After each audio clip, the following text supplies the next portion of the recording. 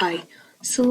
In this video, we'll be seeing about how to use GPT to load Excel or CSV files and then use the model to answer questions based on the data that we just loaded in the CSV file. Use a model to answer such questions. This is the CSV file that we're loading. So this is a Zomato CSV file, and it has various information like restaurant ID, name, the location and address that it's present in, and its cuisines, average cost, and the ratings, and so on.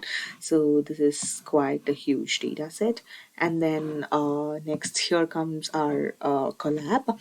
So first we're installing and importing all the required libraries, and here we giving our OpenAI API key, and this is used to download the data from this location to our local here.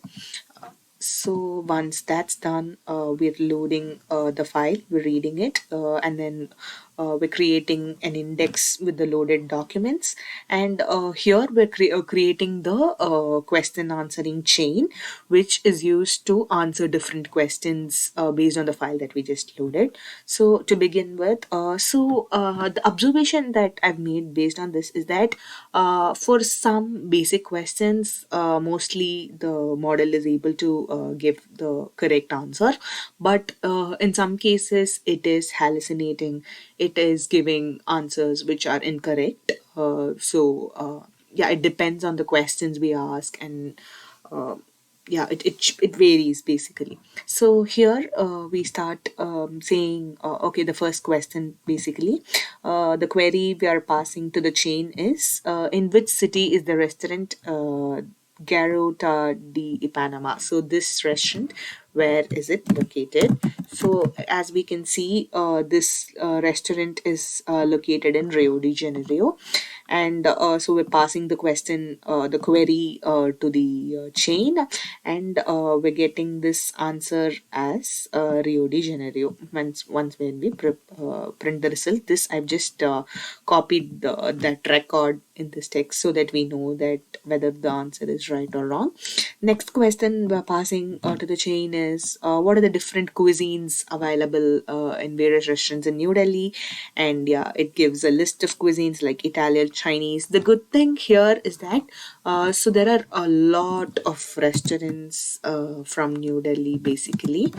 So what I wanted to check is that when I asked the different types of food available in various restaurants in New Delhi, I didn't want it to give only from one restaurant, but give from multiple restaurants, like combine them and give it as one answer, which it has done a pretty good job. So Italian, Chinese, continental, Mediterranean, Thai, so on and so much. And as we can see, there are quite quite a good number of restaurants in New Delhi here. Yeah, and as we can see, they have South Indian, Chinese, fast food, North Indian, and whatnot. There, there are a wide range of cuisines here. We can see Mithai, and then Chinese, street food. Uh, there were also fast food and Italian and Thai. I was able to see that. So yeah, biryani, Mughalai. So yeah, it has a wide range of restaurants basically. So for this also we can agree that it has given a relatively good answer, pretty good answer actually. Next we're passing what is the average cost of the restaurant, Cascade restaurant. So for that also we were able to see that it gave the correct answer.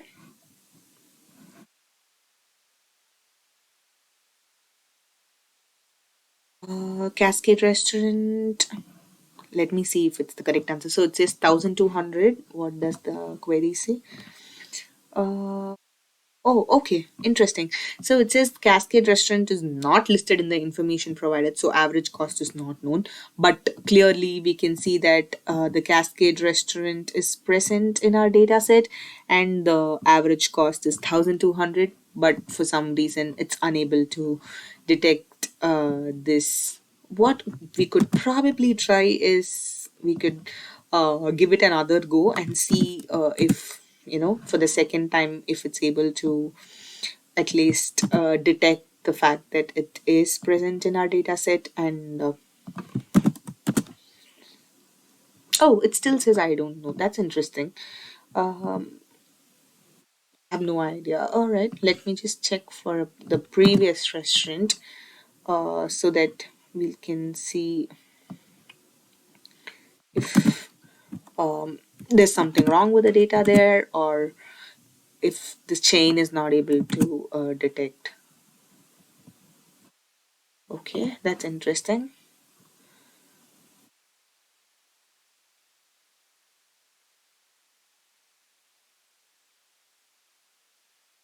It's able to answer for other questions like here which city it is in, but for some reason it's not able to answer this question. I might probably look into this later.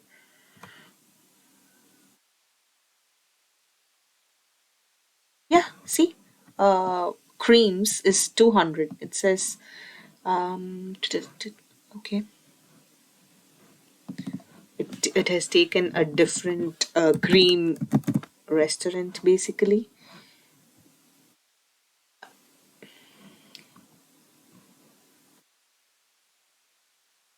All right.